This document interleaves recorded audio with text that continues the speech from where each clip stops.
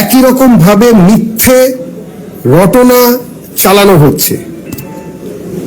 বিভিন্ন সময়ে রাজ্যের বাইরে যেসব মানুষ পরিযায়ী হয়ে গিয়েছেন, এই রাজ্যের যে কাজের জায়গা সেটা সংকুচিত হয়েছে বলে, কাজের কোনো জায়গা নেই বলে, কর্মসংস্থান নেই বলে, সেই রকম একটা পরিস্থিতিতে যখন মানুষ ভিন রাজ্যে যাচ্ছেন, তখন অহেতুকী ভাবে হিন্দিভাষী বা অবাঙালিরা বাঙালিদের খুন করছেন, পরিযায়ী শ্রমিকদের খুন করছেন, এটা বারবার মিথ্যে প্রচার করে এই বাংলা সহ ভারতবর্ষের বিভিন্ন জায়গায় সমস্যা তৈরি করা হচ্ছে।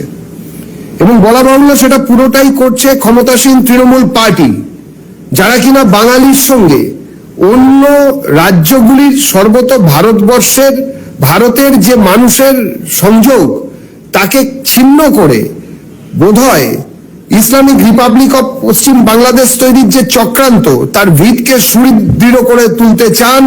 এই রাজ্যের মধ্যে অর্থাৎ পশ্চিমবঙ্গের মধ্যে একটা অন্যরকম আবেগের সূচনা করে অন্য কাজ করার চেষ্টা করছেন, যেটা খুবই বড়ভাবে রাষ্ট্রবিরোধী চক্রান্তের অঙ্গ আমরা মনে করি।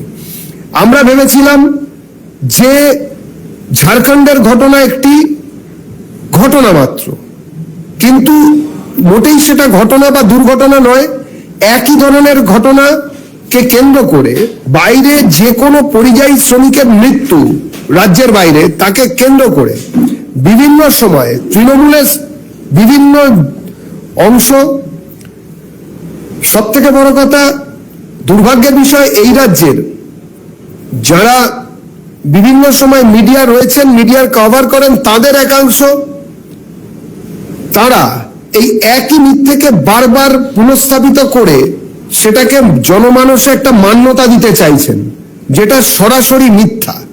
আমরা আপনাদের সামনে আজকে পুরো ঘটনা যেটুকু অন্তত আমাদের সামনে এসেছে, দেখুন, তদন্ত হওয়ার আগে একজন মৃত মানুষ সম্পর্কে কিংবা মৃত্যুর কারণ সম্পর্কে আমরা কোনো কিছু বলবো না, এটাই আমরা ঠিক করেছি। কিন্তু কিছু জিনিস যেটা প্রাইমা ফেসিতে এসেছে, বিভিন্ন পুলিশ, রাজ্যের পুলিশের করা বিভিন্ন ভিডিও, বিভিন্ন স্টেটমেন্ট, যেগুলো সাধারণভাবে সমাজ মাধ্যমের মাধ্যমে বা আপনাদের ক্যামেরার মাধ্যমে মানুষের কাছে দৃষ্টি গোচর হয়েছে এবং দৃশ্যমানতায় রয়েছে সমাজের, সেই সব জিনিসপত্র আমরা এক জায়গায় করে অন্তত এইটুকু বুঝতে পেরেছি, গতকাল থেকে যে মিথ্যের লহর, যে মিথ্যের তরঙ্গ এই রাজ্যে বইয়ে দেওয়া চলছে, যে পরিযায়ী শ্রমিক বাংলা ভাষায় কথা বলার জন্য তাদেরকে খুন হতে হচ্ছে, সেটাকে বন্ধ করার জন্য, সেটার যে মিথ্যা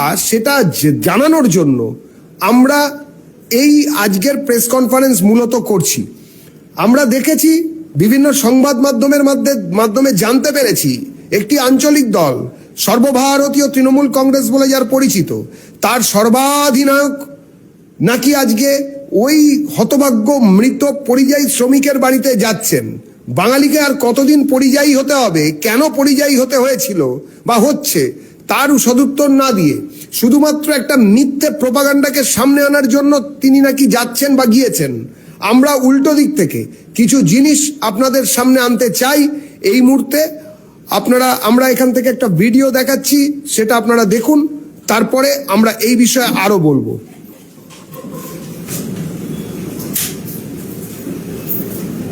আমরা দেখাতে চাই যে ছবিটি আমরা এই মুহূর্তে দেখতে পাচ্ছি, এই ছবিটি হচ্ছে হতভাগ্য সুখেন ধীরেন মাহাতো, তার ছবি। সুখেন ধীরেন মাহাতো তিনি পুরুলিয়ায় থাকতেন, পুরুলিয়ার থেকে পরিযায়ী, এবং তিনি সেখানে একা থাকতেন না, তার সঙ্গে তারই ভাই তুলসীরাম মাহাতো থাকতেন ওই একই জায়গায়, যার বয়ান পুলিশ নিয়েছে।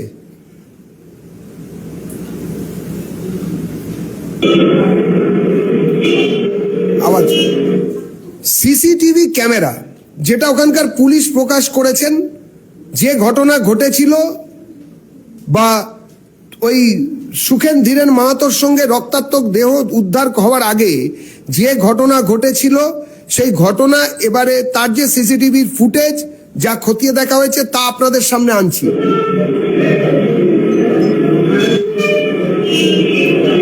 যিনি হেঁটে আসছেন, এই ভিডিও ফুটেজে দেখা যাচ্ছে, দেখুন হেঁটে আসছেন, একটু আগে থাকতে দেখাতে হবে। যিনি হেঁটে আসছেন তিনি হচ্ছেন হতভাগ্য সেই পরিযায়ী শ্রমিক সুখেন মাহাতো। আমরা আবার ভিডিওটা দেখাচ্ছি, দেখুন।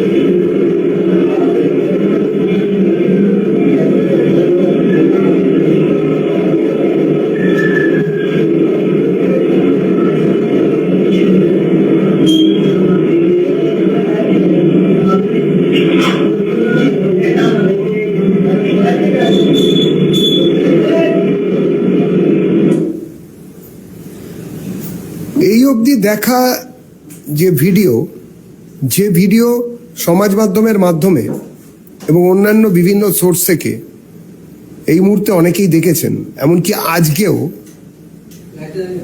ওইখানে যাবার আগে অবধি দেখা গেছে, সেখানে এই ভিডিও অনুযায়ী প্রচন্ড আওয়াজ ছিল, আমরা শুনতে পাইনি, কিন্তু বাংলায় কথা বলার জন্য সুখেন মাহাতোকে খুন হতে হয়েছে এর কোনো প্রাইমা ফেসি পাওয়া গেল না।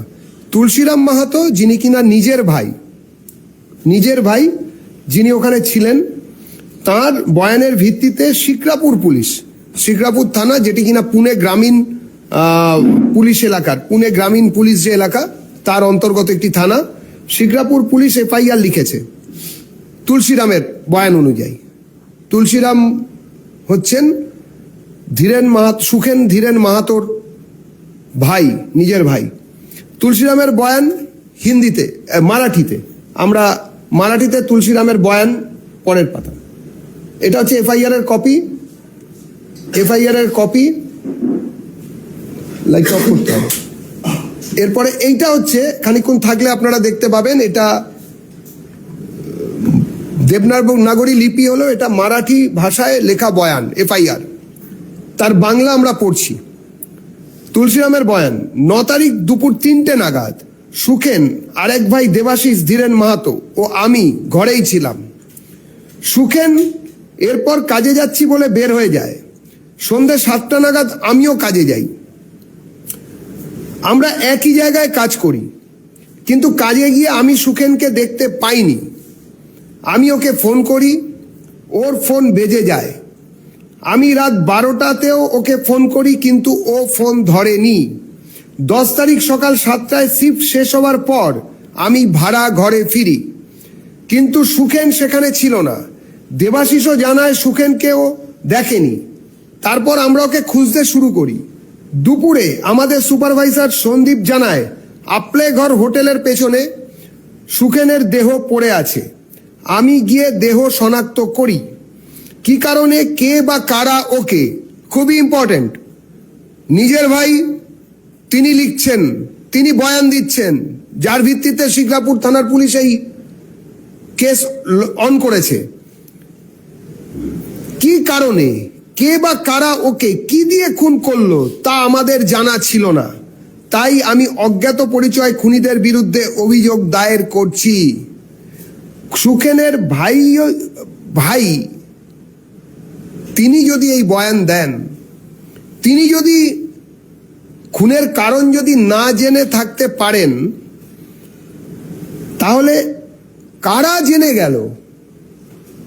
একটি নির্দিষ্ট চ্যানেলে এবং বহু জায়গাতে বারবার ঘোষণা হতে রইল যে বাঙালি সুখেনকে বাংলায় কথা বলার জন্য বিজেপি শাসিত মহারাষ্ট্রে পিটিয়ে খুন করা হয়েছে। এই হেডলাইন এলো কি করে? আজকে সারাদিন ধরে সকালের বিভিন্ন সংবাদপত্রে একই লাইন চালু হয়েছে। কাদের অনুপ্রেরণায়, কেন? পশ্চিমবঙ্গের যে শ্লাঘা সবই তো গেছে, অন্তত সাংবাদিকতা নিয়ে পশ্চিমবঙ্গবাসীর বাঙালি হিসেবে যে শ্লাঘা, যে অভিমান রয়েছে এখনো পর্যন্ত সারা ভারতবর্ষের কাছে, সেটাও কি এবার আর থাকবে না? এই মিথ্যে খবর পরিবেশন, অন্য রকম ভাবে খবর পরিবেশন। অবশ্যই মারা গেছেন আমাদের এই রাজ্যের একজন সহনাগরিক। তিনি ছিলেন, এখানে চাকরি পাননি, এখানে কাজ পাননি, বাধ্য হয়ে তিনি অন্য রাজ্যে পরিযায়ী শ্রমিক হিসেবে কাজ করেছেন, এটাও ঘটনা। শুধু তিনি নন, তাদের পুরো পরিবার। একটা প্রান্তিক জেলা পুরুলিয়া, সেখান থেকে তাদেরকে যেতে হয়েছে অন্তত কয়েক হাজার মাইল দূরে, কয়েক হাজার কিলোমিটার দূরে শিকরাপুর বলে একটা গ্রামীণ ক্ষেত্র পুনার, সেখানে গিয়ে তারা কাজ করছেন। তারা নিজের গ্রামে জায়গা পাননি। কোনো রকম ভাতা, কোন রকম সরকারি সুবিধে এগিয়ে বাংলার তাদের এখানে থাকার মতন উপযুক্ত ব্যবস্থা করে দেয়নি।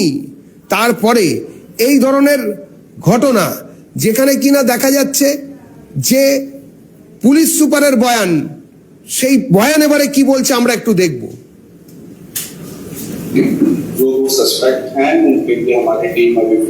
সন্দীপ গিল পুলিশ সুপারের বয়ান আমরা আপনাদের সামনে দেখাচ্ছি।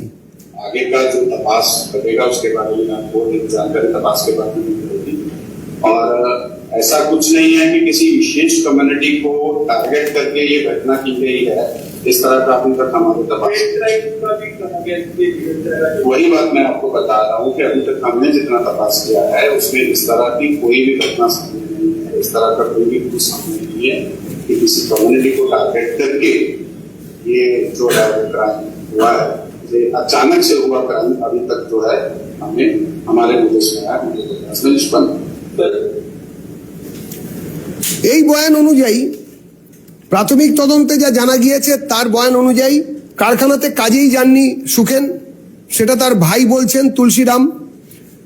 তিনি কোথাও বসে মদ্যপান করেন এবং সিসি ক্যামেরায় ফুটেজেও আমরা যেরকম দেখেছি টলছিলেন। তিনি কি কারণে টলছিলেন তা এখান থেকে প্রেস কনফারেন্স করে বলা যাবে না, নিশ্চয়ই তদন্ত হবে, প্রকাশ হবে।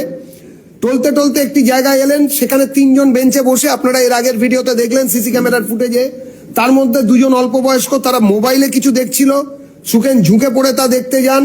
সুখেনের এই আচরণে এক তরুণ বিস্ময় প্রকাশ করলো প্রথমে, তারপরে তাদের সঙ্গে তার কিছু কথোপকথন হলো। তাতে একজন তরুণ ক্ষিপ্ত হয়ে উঠলো, সুখেনকে ধাক্কা দিতে শুরু করলো। তারপরে সবাই মিলে সিসি ক্যামেরার ফুটেজের বাইরে চলে গেলেন। কোথাও কোনো রকম বাংলা বলার জন্য অত্যাচার হলো, কিংবা তাকে ধাক্কাধাক্কি করা হলো, মারধর করা হলো ইত্যাদি নয়। মহারাষ্ট্রের ঠিক পালামৌতে একই রকম দুর্ঘটনা ঘটানো হয়েছিল, যেখানে কিনা সেখানে পরিযায়ী শ্রমিক, শুধু পরিযায়ীর পরে আরো একটা তার গায়ে ট্যাগ ছিল যে তিনি একটি নির্দিষ্ট সম্প্রদায়, সরাসরি বলতে গেলে মুসলিম সম্প্রদায়ের প্রতিনিধি ছিলেন, কিন্তু সেখানেও দেখা গেল তার আত্মীয়, নিকট আত্মীয়, তিনিও সেখানে পরিযায়ী, যিনি তার বডি নামিয়েছিলেন ফাঁসির দড়ি থেকে, তিনিও পরিযায়ী, এবং আজ থেকে নয় 25-30 বছর ধরে পরিযায়ী, মানে বাম আমল থেকে তিনি পরিযায়ী। বাম আমল থেকে এখানে কায়িক শ্রমিক, যারা মেধা শ্রমিক এবং যারা কায়িক শ্রমিক, সবাই এখান থেকে অন্যদিকে চলে যেতে বাধ্য হয়েছিলেন, এবং সেই দৌড় এখনো পর্যন্ত জারি আছে এই পশ্চিমবঙ্গে। আর তৃণমূল কংগ্রেসের তরফ থেকে সর্বাধিনায়ক এবং মালকিন, তাদের যারা পেটোয়া, তাদের যারা আশীর্বাদ ধন্য, এবং সব থেকে বড় কথা তাদের দ্বারা যারা পালিত হন, তারা কথা বললে কোনো ক্ষোভ থাকার কথা নয়, কেননা বাঙালি জানে কারা কথা বলছে। কিন্তু কোন জাদু বলে আজকের সমস্ত জায়গাতে একই রকম জিনিস বিনা কোনো রকম তদন্তে, বিনা কোনো রকম সাংবাদিক সুলভ আচরণকে আগে প্রয়োগ করে, কোনো অ্যাকিউমেন্টকে কাজে লাগিয়ে অ্যাজ এ জার্নালিস্ট এই জিনিস পাতার পর পাতা নিউজ প্রিন্ট খরচ করে ছাপানো হলো, কিংবা